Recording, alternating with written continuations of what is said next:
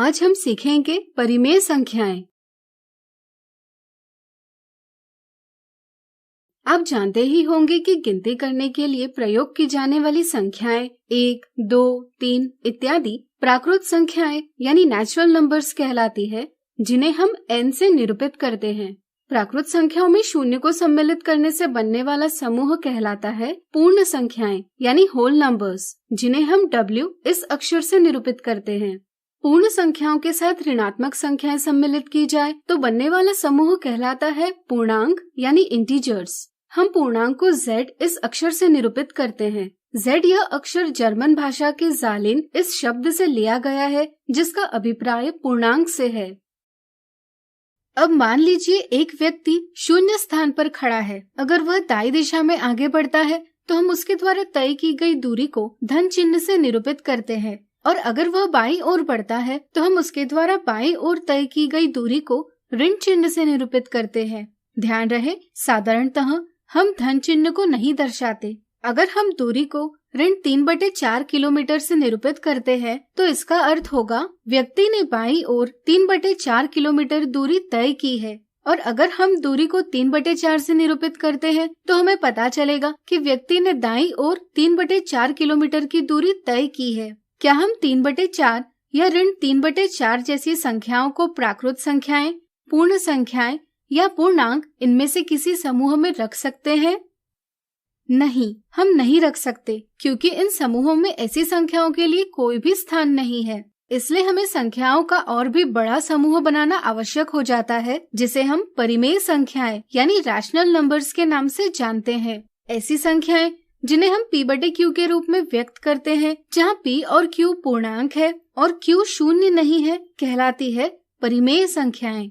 3/4 ऋण 3/4 के अलावा परिमेय संख्याओं के कुछ और उदाहरण है 5/6, ऋण 7/3, ऋण 13/6 इत्यादि।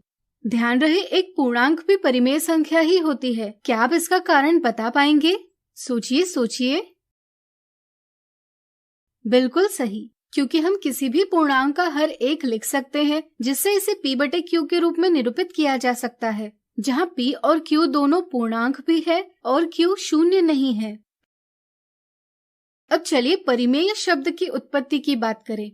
परिमेय यानी रैशनल शब्द की उत्पत्ति रेशियो यानी अनुपात से होती है। जैसे 2:5 यह एक अनुपात है। इसी को हम भाग के रूप में 2/5 भी लिख सकते हैं, जिससे यह P/Q के रूप में दर्शाया जा सकता है। इसी के साथ हम यह भी समझ सकते हैं कि परिमेय संख्याएं दो पूर्णांकों का भागफल यानी कोशेंट भी है। इसलिए हम परिमेय संख्याओं के समूह को Q से व्यक्त करते हैं। क्या 1.3 एक परिमेय संख्या है? सोचिए।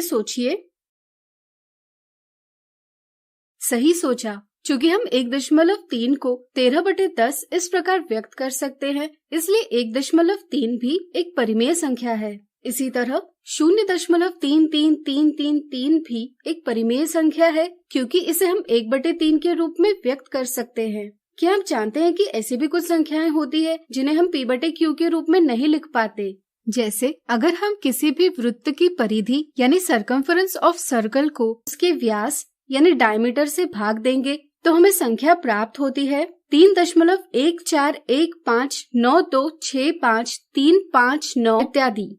यह संख्या जानी जाती है प्रसिद्ध चिन्ह पाई से। इस संख्या को हम किसी भी प्रकार से P/Q के रूप में नहीं लिख सकते, इसलिए यह एक परिमेय संख्या नहीं है। चलिए परिमेय संख्याओं के बारे में कुछ और महत्वपूर्ण बातों को जानें।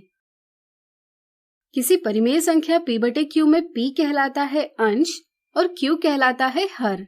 जब अंश P और हर Q दोनों धनात्मक या दोनों ऋणात्मक हो तब परिमेय संख्या कहलाती है धनात्मक परिमेय संख्या। जैसे 2/5 एक धनात्मक परिमेय संख्या है। इसी तरह ऋण 2/5 भी एक धनात्मक परिमेय संख्या है, क्योंकि ऋण 2/5 को हम ऋण 2 विभाजित ऋण 5 लिख सकते हैं और किन्हीं दो ऋणात्मक संख्याओं का विभाजन धनात्मक होता है। इसलिए ऋण 2/5 बराबर 2/5। इसलिए हम कहते हैं कि ऋण 2/5 भी एक धनात्मक परिमेय संख्या है। अगर किसी परिमेय संख्या का अंश ऋणात्मक पूर्णांक हो और हर धनात्मक पूर्णांक हो, या अगर किसी परिमेय संख्या का अंश धनात्मक पूर्णांक हो और हर ऋणात्मक पूर्णांक हो, तो ऐसी संख्या एक ऋणात्मक परिमेय संख्या कहलाती है। संक्षेप में, किसी परिमेय संख्या के अंश और हर दोनों में से कोई एक ऋणात्मक पूर्णांक हो तो ऐसी संख्या एक ऋणात्मक परिमेय संख्या कहलाती है। क्या परिमेय संख्या p बटे q में q बराबर 0 हो सकता है? सोचिए सोचिए। बिल्कुल सही। जब q बराबर 0 होगा तब संख्या का मान प्राप्त नहीं किया जा सकता, या हम कहेंगे कि संख्या परिभाषित नहीं की जा सकती। इसलिए किसी भी परिमेय संख्या का हर 0 नहीं हो सकता, यानी कि q का मान 0 नहीं हो सकता। किसी भी परिमेय संख्या को हम बराबर मान वाली दूसरी परिमेय संख्या में परिवर्तित कर सकते हैं। क्या आप बता सकते हैं यह हम कैसे करेंगे? विचार करें। यह तुल्य भिन्न प्राप्त करने जैसा ही है। अगर हम किसी परिमेय संख्या के अंश और हर दोनों को एक ही शून्यतर संख्या से गुणा या विभाजित करें तो हमें इसके बराबर मान वाली परिमेय संख्या प्राप्त होती है। ऐसी परिमेय संख्याएं जिनका मान बराबर हो एक दूसरे की समतुल्य यानी इक्विवेलेंट या तुल्य कही जाती है।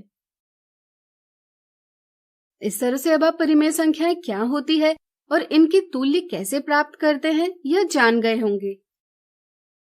तो आज हमने सीखा परिमेय संख्याएं। अगले वीडियो में इनके उदाहरणों को हल करेंगे।